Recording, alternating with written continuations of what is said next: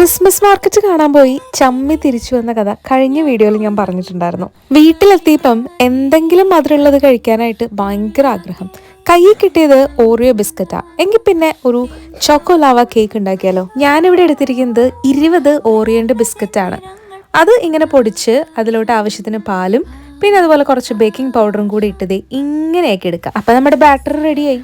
പിന്നീട് ഒരു ബൗളിൽ കുറച്ച് ബട്ടറൊക്കെ തേച്ച് കൊടുത്തതിന് ശേഷം ഈ ബാറ്റർ അതിലോട്ട് ഒഴിച്ചിട്ട് ഒരു 2 ചെറിയ ഡാർക്ക് ചോക്ലേറ്റിൻ്റെ പീസുകൾ എടുത്ത് അതിലിങ്ങനെ ഒളിപ്പിച്ച് വെക്കാം. എന്നിട്ട് ഞാനൊരു 180 ഡിഗ്രിയിൽ ഒരു 8 to 10 മിനിറ്റ്സ് ആണ് കേട്ടോ ഈ സംഭവം ബേക്ക് ചെയ്തത്. ആക്രാന്തി കൂടി പിടിച്ചു കഴിഞ്ഞാൽ അതേ ഇങ്ങനെ ഇരിക്കും. സൂക്ഷിച്ചും കണ്ടും സാധനം പുറത്തേക്ക് എടുത്തിട്ട് ടോപ്പിൽ കുറച്ച് പൗഡർഡ് ഷുഗറും കൂടി ഇങ്ങനെ സ്പ്രെഡ് ചെയ്ത് കൊടുക്കുക.